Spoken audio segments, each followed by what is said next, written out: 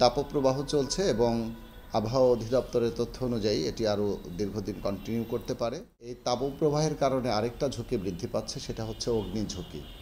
আপনারা জানেন আগুন এবং অগ্নির দুর্ঘটনা সৃষ্টি হয় তাপ, উষ্ণতা ইত্যাদি বৃদ্ধি পাওয়ার কারণে।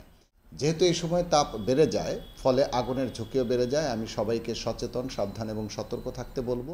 2023 সালের আমরা যদি রিপোর্টটা দেখি, জানুয়ারি থেকে ডিসেম্বর পর্যন্ত ফায়ার সার্ভিস 27,624টি অগ্নি দুর্ঘটনা মোকাবেলা করেছে। তার মধ্যে সবচেয়ে বেশি দুর্ঘটনা ঘটেছে হচ্ছে বৈদ্যুতিক গোলযোগ থেকে। এটির পরিমাণ প্রায় 35.52%।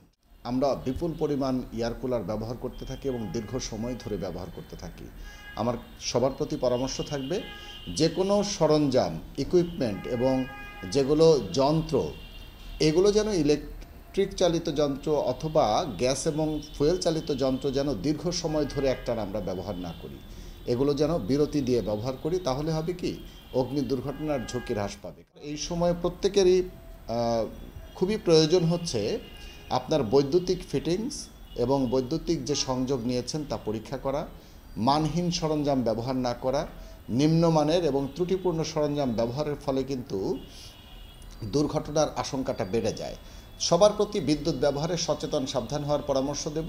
আরেকটি হচ্ছে, বিদ্যুৎ ব্যবহার যখন বন্ধ হবে, আপনি রুম থেকে বেরিয়ে যাচ্ছেন, সবগুলো সংযোগ বিচ্ছিন্ন করে বা সুইচ অফ করে যাবেন, যেন সুইচ চলমান রেখে আমরা বের হয়ে না যাই। তাহলে কিন্তু দুর্ঘটনার আশঙ্কা বৃদ্ধি পাবে।